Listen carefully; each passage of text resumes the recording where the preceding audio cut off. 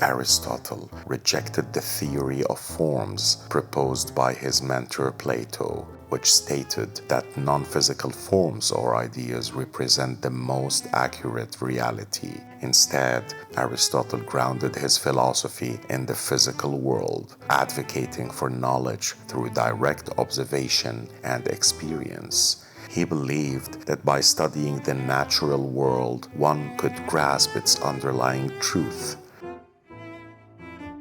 This empirical approach marked a significant philosophical shift, emphasizing that the reality we perceive and interact with is the foundation of knowledge. This fundamental difference would define much of Aristotle's work and his lasting influence on Western thought.